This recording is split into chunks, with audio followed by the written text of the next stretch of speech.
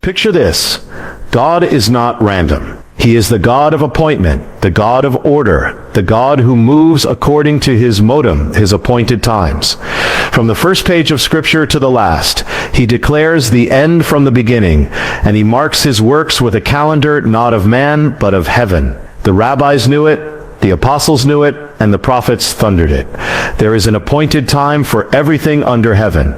When Messiah came the first time, he did not arrive on a random day. He came as the Lamb on the exact day of Passover. He rose on the Feast of Firstfruits. The Spirit came down not on some arbitrary afternoon, but on Shavuot, the Feast of Weeks. Every act was a fulfillment, a divine appointment set before the foundation of the world. And if God fulfilled the spring feasts in the first coming of Messiah, will he not fulfill the fall feasts in his second coming? We stand now before the Feast of Trumpets, Yom Teruah. It is the most mysterious of all the feasts. It is the only feast that begins at the new moon, the only one that no man could know the day or the hour until the sliver of the moon was sighted. Does that sound familiar? Messiah said, "No man knows the day or the hour," a Hebrew idiom understood by his disciples to mean the Feast of Trumpets. And what is Yom Teruah? It is the feast of the shofar, the awakening blast, the voice that pierces the heavens and calls God's people to gather. It is the feast that marks the coronation of the King and the opening of the heavenly books. It is a feast not of endings, but of beginnings. The shofar blast is not just a sound, it is a summons. In the wilderness, it called the people to assemble before the presence of God. In battle, it was the cry of alarm and the signal for victory. At Jericho, it was the sound that brought down walls. And in the last days, it will be the sound that breaks open the heavens and calls the bride to the bridegroom. Paul calls it the last trump. John hears it as a voice like a trumpet saying, "Come up here." September 2025 will align with the Feast of Trumpets. Think of that. The very feast that the rabbis called the Day of the Awakening Blast. The very feast tied to the resurrection of the righteous and the catching away of God's people. The very feast that begins the Yamim Noraim, the days of awe, 10 days of repentance, before the Day of Atonement, the Day of Judgment. In the ancient Hebrew mind, Yom Teruah was the day when the bridegroom would come suddenly, unannounced, and carry the bride away to the place he had prepared.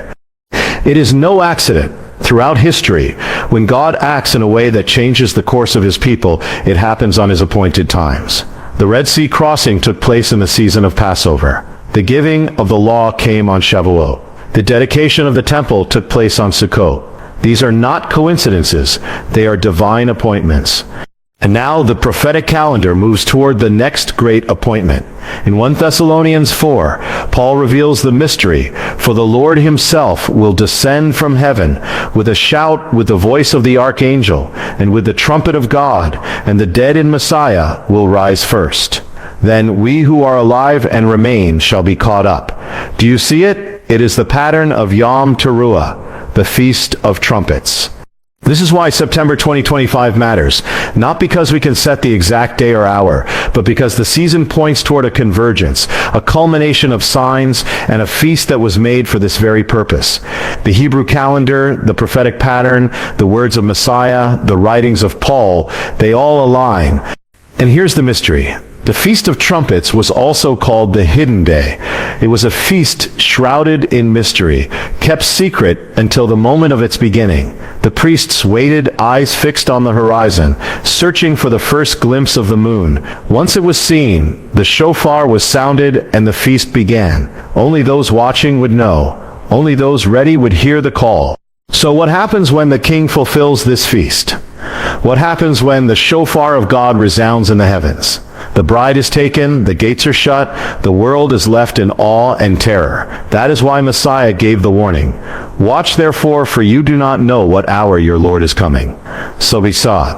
In the days of Noah, the world went on eating and drinking, marrying and giving in marriage, until the day the flood came. In the days of Lot, they went on buying and selling, planting and building, until fire fell from heaven. And so it will be in the day the Son of Man is revealed. The appointment will come, not early, not late, but in the fullness of God's timing. This is the God who appoints the exact day the Lamb would die, the exact day the Spirit would fall, and the exact day the King will come for his own. And if all the appointed times so far have been fulfilled with exact precision, dare we think the last ones will be any less exact? Beloved, the time is not far. The calendar is converging. The Feast of Trumpets approaches in September 2025. Heaven's appointment book has not changed. The same God who set the stars in their place, who ordained the feasts, who fulfills his word down to the very day, he will not miss his own appointment. The question is not whether the day will come. The question is whether you will be ready when it does. Because when that shofar sounds, there will be no time left to prepare. The appointment will have arrived, and the King will come. From the first breath of Genesis to the last trumpet of Revelation, there runs a mystery, the mystery of the harpazo, the catching away, the taking up of God's own. It is not a random thought, not a theological side note. It is a pattern woven into the very fabric of Scripture, a shadow that appears again and again, until one day the shadow becomes reality. Look back. Before the flood came upon the earth, there was a man who walked with God, Enoch. He lived in an age of growing darkness, yet he was not swallowed by it. The word says simply, Enoch walked with God, and he was not, for God took him. He was taken not by death, but by a divine act, lifted from the earth before judgment fell. That was the first glimpse of the mystery. Then came Elijah, the prophet, who would not taste death. His day came not with a warning from man, but with the whisper of God. He crossed the Jordan with Elisha. And suddenly the chariots of fire appeared. The whirlwind descended, and Elijah was taken up into the heavens. Again the pattern, the righteous removed before the shaking to come. Even Noah testifies to it. Though he was not taken from the earth, he was lifted above it, above the waters of judgment, sealed inside the ark by the hand of God. Lot too was taken out of Sodom before the fire fell. Over and over, God reveals this truth. Before the day of his wrath, he removes his own. Paul knew this mystery. In 1 Corinthians 15, he writes, Behold, I tell you a mystery. We shall not all sleep, but we shall all be changed in a moment, in the twinkling of an eye, at the last trumpet. He connects it directly to a sound, the shofar of God, the trumpet blast of Yom Teruah. It is not merely a call to gather. It is the summons of heaven for the redeemed to come home. This is not man ascending to heaven by his own striving. This is heaven descending for man. The Lord himself will descend from heaven. Paul says in 1 Thessalonians 4, with a shout, with the voice of the archangel, and with the trumpet of God. The sequence is clear. The king leaves his throne. The trumpet resounds. The dead in Messiah rise first, and then those who are alive and remain are caught up, harpazo, seized away into the clouds to meet the Lord in the air. And so we shall always be with him. The Greek word harpazo is not gentle. It means to snatch away suddenly, forcefully, like a soldier pulling someone from the battlefield, like a shepherd grabbing a lamb from the jaws of a predator. This is no slow departure. This is the sudden intervention of God in human history. One moment, the faithful are here. The next, they are gone. And here is the deeper mystery. The rapture is not an escape born of fear. It is a rescue born of love. The bridegroom comes for his bride before the hour of trial falls upon the world. In the ancient Jewish wedding, the groom would come at an unexpected hour, often in the night, with a shout and the sound of the shofar. The bride, if she was wise, kept her lamp burning, her garments ready, her ears attentive for the call. When he came, she would be lifted up, carried away to the place he had prepared. Messiah spoke this same pattern. I go to prepare a place for you, and if I go, I will come again and receive you to myself, that where I am, there you may be also. The word receive is not passive. It is the act of taking to oneself, drawing close, carrying away. The rapture is the bridegroom receiving his bride. Even the timing follows the prophetic pattern. Before the flood came, God told Noah, "Come into the ark, you and all your household." Before Sodom burned, angels took Lot by the hand and led him out. Before Jericho fell, Rahab was brought into safety. The judge of all the earth does not sweep away the righteous with the wicked. He delivers them, then judgment falls. And this is why the harpazo is tied to the trumpet. The trumpet is both a signal and a boundary. It gathers the people, but it also marks the change of season. In Numbers, the trumpet was blown to assemble the congregation, to break camp, and to begin the journey. In the same way, the rapture trumpet will assemble the redeemed, break them from the camp of this world, and begin the journey to the King's house. The world will not understand it. The moment will come like a thief in the night, but for those who belong to Him, it will not be darkness. It will be the long-awaited call. It will be the moment when mortality is swallowed up by life, when corruption puts on incorruption, when the last tear is wiped away. This is why Paul says, "Encourage one another with these words, not to speculate in vain, not to debate the day endlessly, but to live in readiness. For if the pattern has held true for every shadow of the harpazo in the past, it will hold true for the final reality. The Lord will not delay beyond His appointed time." And in the days ahead, as September 2025 draws near, the signs of this mystery converge. The season of the trumpet, the prophetic calendar, the trembling of the nations, the voice of the bridegroom drawing nearer. If the shout were to come tonight, would you be ready? If the shofar sounded this moment, would you rise to meet Him? For the day will come, and it will not be delayed. And when it does, the pattern will be complete. The righteous taken, the bride carried away, the King glorified, and the earth left to face what must come next. When the harpazo comes, there will be no second call. The trumpet will sound once. The bridegroom will come once. And those who are ready will go with Him into the wedding feast. And the door will be shut forever. Lift up your eyes, for the signs are not hidden. They are written across the heavens and engraved upon the earth. Messiah said, "There shall be signs in the sun, in the moon, and in the stars, and upon the earth distress of nations with perplexity." We are the generation that has seen these words come alive. The heavens are God's billboard. They are the scroll He stretches out above the nations.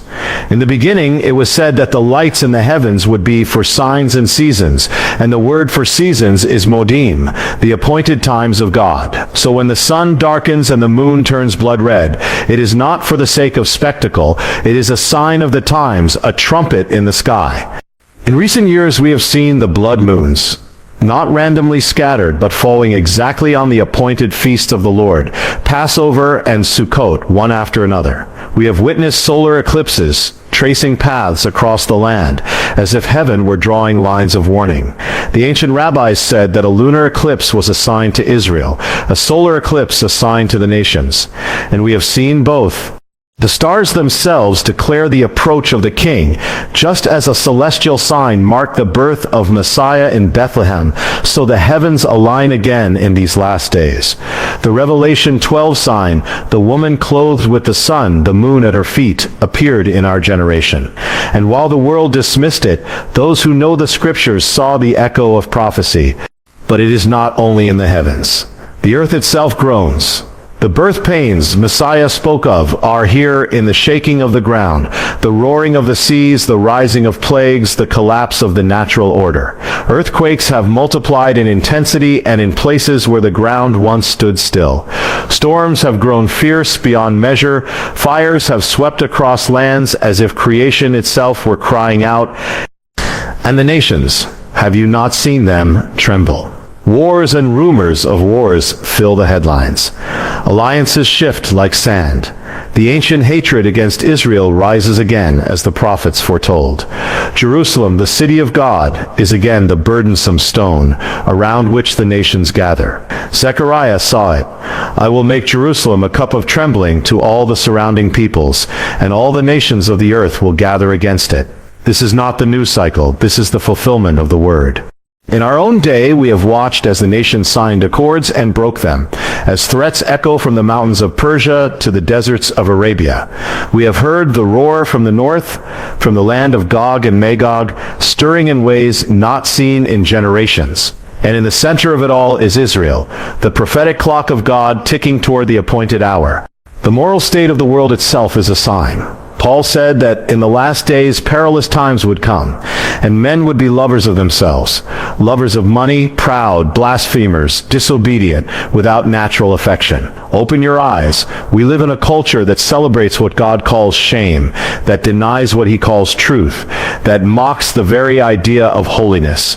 The days of Noah are here again. The days of Lot are here again. And Messiah said that just as it was in those days, so it will be when the Son of Man is revealed. Even creation mirrors the prophecy. The rivers dry up as the Euphrates has begun to recede, a detail written in Revelation. Species vanish. Pestilences cross borders in hours, shaking economies and governments. Technology now gives man the power to control buying and selling, to track every transaction, another shadow of the mark foretold by John. And all these signs, though they seem scattered, are not separate. They converge. Like streams running down a mountain, they flow into one great river, leading to one appointed moment. The heavens declare it, the earth confirms it, the nations play their part, even in rebellion. All is moving toward the day when the trumpet will sound and the sky will open. Some say, but these things have always happened. Yes, earthquakes have always shaken, wars have always burned, but never have they come together at once with such speed, such intensity, such global scope, never until now. Just as birth pains increase until the moment of delivery, so the signs multiply as the coming of the King draws near. And here lies the urgency. Signs are for those who can see. The Pharisees could read the sky for weather, but they missed the signs of Messiah's first coming. Messiah rebuked them, saying, "You know how to discern the face of the sky, but you cannot discern the signs of the times. These signs are not given to entertain, they are given to awaken." If you ignore them, you will be like those in Noah's day, who saw the clouds gather but went on with their banquets until the flood came. If you discern them, you will be like the watchman on the wall, sounding the alarm, ready for the arrival of the King. In September 2025, the Feast of Trumpets will sound its appointed blasts. It will do so in a world already filled with the noise of war, the trembling of the earth, and the shouts of rebellion against heaven. And in that season, the signs will speak louder than ever. The question is, will you be watching the sky? Will you hear the trumpet when it sounds from heaven? For when the signs converge, the day is near, and when the day comes, it will be sudden. The trumpet will sound, the dead will rise, and those who are alive and ready will be caught up. And those who were deaf to the signs will be left to face the storm that follows. There is a mystery in the cycles of God, a rhythm that began in the Torah and has never ceased to beat. It is the mystery of the Jubilee, the year of release, of restoration, of return. Every 50th year the shofar was sounded, and its blast would echo through the land. Debts were wiped away. Slaves were set free. Land that had been lost was returned to its original owner. It was a year unlike any other, a year that belonged not to man, but to the Lord. The Jubilee was not simply an economic arrangement. It was a prophetic shadow of what is to come. In the Jubilee, everything returned to its rightful place. In the end of days, all creation will return to its rightful owner. In the Jubilee, the people were set free from bondage. In the end, the redeemed will be set free from the bondage of corruption, to share in the liberty of the glory of the children of God. Now, what happens when you connect the Jubilee to the last trumpet? In Leviticus 25, the command is given, "You shall cause the trumpet of the Jubilee to sound on the 10th day of the 7th month. On the day of atonement you shall make the trumpet to sound throughout all your land." The trumpet of the Jubilee was a shofar of release, a declaration that what was lost is now restored. But Paul speaks of another trumpet, the last trump. In the mystery of God, the two are linked, for at the last trumpet, the greatest release will come. The dead will be raised, and the living will be transformed. Consider the timing. In the ancient Hebrew calendar, the Jubilee trumpet was not sounded at the start of the year, but in the middle on Yom Kippur, the Day of Atonement, following the Feast of Trumpets. It was the culmination of a sacred cycle, the final note in the sequence of blasts. The last trumpet marked the end of captivity and the beginning of freedom, and so it will be when the final trumpet of heaven sounds. We are now approaching a prophetic cycle that points to September 2025. Count back through history, the Six-Day War in 1967, when Jerusalem returned to the hands of Israel. Jubilee, go back another 50 years, 1917. The Balfour Declaration, when the land began to return to the Jewish people, Jubilee. Another 50 years earlier, 1867, the land of Israel opened for Jewish resettlement, Jubilee. And now, from 1975, the next 50th year would bring us to this appointed season. These are not random numbers. They are the fingerprints of God's calendar. The Jubilee is also tied to inheritance. In the final redemption, the bride will inherit the place prepared for her. In John 14, Messiah says, "I go to prepare a place for you, and I will come again to receive you to myself." That is Jubilee language. What was promised is now possessed. The trumpet does not only call us out, it calls us in. It calls us to take possession of the eternal inheritance purchased by the blood of the Lamb. And here is another mystery. The Jubilee trumpet was not for everyone. It was a blessing to the enslaved, but to the oppressor it meant loss. It was joy to the one in debt, but to the lender it meant the end of gain. So it will be when the last trumpet sounds. For those in Messiah, it will be the sound of freedom, of restoration, of eternal joy. But for the world in rebellion, it will be the beginning of great loss, the removal of light from the earth. The last trump Paul speaks of is not just a military trumpet. It is the concluding note in the sequence of God's prophetic appointments. The Feast of Trumpets begins with a series of blasts, but there is one final, long, unbroken blast called the CAHN, the Great Blast. It is the sound that seals the feast. This is the picture Paul paints in 1 Corinthians 15, the dead raised, the living changed, and the age sealed. And why September 2025? Because it aligns with the Feast of Trumpets in a prophetic cycle that carries the Jubilee shadow. If the return of Jerusalem was a Jubilee, if the restoration of the land was a Jubilee, then what could the next fulfillment be but the greatest restoration? The bride returning to the bridegroom, the redeemed returning to the place prepared for them. In the Jubilee, the land was given rest. In the rapture, the people of God will enter his rest. In the Jubilee, every chain was broken. In the catching away, every tie to this fallen world will be loosed. In the Jubilee, the shofar announced liberty. In the last day, the trumpet will declare the liberty of the sons of God, the final release from the corruption of mortality. We are not called to know the day or the hour, but we are called to know the season. And when the season aligns with the appointed times, with the cycles of God, with the signs in the heavens and on the earth, then the watchmen lift their voices. The Jubilee trumpet is a call to readiness. It says the time of your captivity is over. The time of your inheritance has come. So hear this. When the trumpet sounds, it will be the sound of completion. The accounts will be settled. The promises will be fulfilled. What was begun will be finished. And those who are his will rise not to return to what they had, but to receive what they were always meant to have. And the season of Jubilee is almost upon us. The pattern is complete. The cycles have been fulfilled.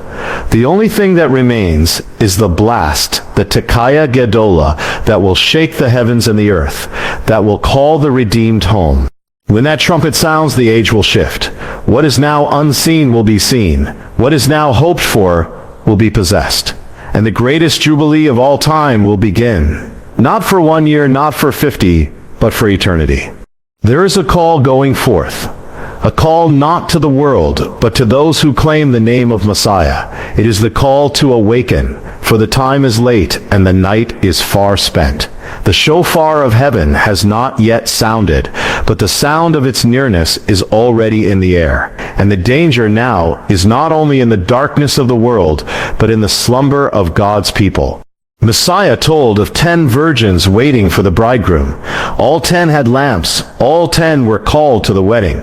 All 10 fell asleep. And yet, when the cry came at midnight, "Behold, the bridegroom is coming. Go out to meet him." Only 5 were ready. 5 had oil in their lamps, oil enough to burn through the darkness. The other 5 had lamps, but they were empty. They looked ready from the outside, but they had nothing inside to sustain the flame. This is the mystery of readiness. It is not about appearance, but about reality. The lamp is your outward life. The oil is the hidden life within, the anointing, the presence of God, the intimacy with Him that cannot be borrowed or faked. The wise virgins could not give their oil to the foolish, for no one can give you their relationship with God. It must be your own. When the shout came, it was sudden. There was no time to go out and buy oil. The foolish virgins ran to the marketplace, but by the time they returned, the door was shut. The wedding feast had begun. The bridegroom said, "I do not know you." They were invited, but they were not ready. And so Messiah gave the warning. Watch therefore, for you know neither the day nor the hour. Watching is not passive, it is active. To watch is to live as if He could come at any moment. It is to keep the flame alive, to guard the oil, to be clothed and ready when the call comes. But in these days, the danger is great. Many have the form of godliness but deny its power. Many are busy with religious activity, yet their lamps are dry. They have traded oil for entertainment, prayer for distraction, holiness for compromise. And they believe they have time, but time is the one thing they do not control. We are living in the days when the love of many has grown cold. Iniquity abounds. The voices of the prophets are mocked. The urgency of the hour is dismissed. And yet in the midst of it, the bridegroom tarries, not to delay, but to give one more moment of mercy, one more chance for the foolish to become wise. The oil costs something. In the ancient world, it took time and crushing to produce it. So it is with the oil of the Spirit. It comes from the pressing place, from the Gethsemane of the soul. It is born in the secret place, in the choosing of God over the world, in the surrender of the will to the will of the King. This is why so few have it, because they do not want the cost. But without the oil, the lamp will go out. The midnight cry will not wait for you to prepare. It will come in a moment, and in that moment, you will either have oil or you will not. You will either rise to meet Him or be left behind the closed door. And once the door is shut, it will not open again. In the days of Noah, the ark stood open until the day came when God Himself shut the door. Those outside could not enter. So it will be again. The time to prepare is not when the trumpet sounds. The time to prepare is now. The oil must be gathered now. The lamp must be trimmed now. The garments must be kept white now. For the King will come at an hour you do not expect. And when He comes, you will not have time to get ready. You will only have time to go. The enemy knows the lateness of the hour, and so his strategy is to lull the watchman to sleep, to fill the air with noise, to keep your eyes on the distractions of the world rather than the signs of the times. He knows that if you lose your urgency, you will lose your readiness. But the Spirit is speaking to those who will hear, "Awake, you who sleep, and arise from the dead, and Messiah will give you light." The bridegroom is nearer than you think. The final preparations must be made. The oil must be full. The flame must be burning. Your heart must be set on His coming, not on the things that will soon pass away. For when the cry comes, whether in the stillness of night or in the light of day, those who are ready will rise with joy. They will hear the trumpet, see the King, and enter the wedding feast. And those who are not ready will stand in the darkness, pounding on a door that will not open. The greatest tragedy is not to miss an event. It is to miss Him. The greatest loss is not the loss of years on earth, but the loss of eternity with the bridegroom. And that loss will be permanent. So I say to you now, in the time of grace, trim your lamp, fill your vessel, keep watch. Do not measure your readiness by the world's clock, but by heaven's. The call to awaken has gone out. The next cry will be the final one. And when it comes, may you be among the wise who rise to meet Him in the air. The hour is late. The shadows grow long. The final act of the age is approaching, and the urgency of heaven is pressing upon the earth. The trumpet has not yet sounded, but the wind is already stirring in the trees. The signs are already converging, and the King is already at the threshold. This is not a time for delay, for hesitation, for half measures. This is the time to choose. Messiah spoke of the days before the flood. They ate, they drank, they married, they gave in marriage, until the day Noah entered the ark, and the flood came and swept them all away. He spoke of the days of Lot. They bought, they sold, they planted, they built, until the day Lot went out of Sodom, and fire came down from heaven. And then he said, so will it be in the day when the Son of Man is revealed. That day will come suddenly, without warning to those who are unprepared, but not without warning to those who watch. The urgency is this: the moment will not wait for you. The king will not delay his coming to suit the schedule of the sleeping. The trumpet will not sound twice. The door will not open again. You are either ready when he comes, or you are not. And that readiness is not built in an instant. It is built now in the days before the day. We are the first generation to see the convergence of all the signs spoken of in the scriptures: the regathering of Israel, the stirring of the nations against Jerusalem, the shaking of nature, the increase of knowledge, the rise of lawlessness, the global technology that can fulfill the words of Revelation. The pieces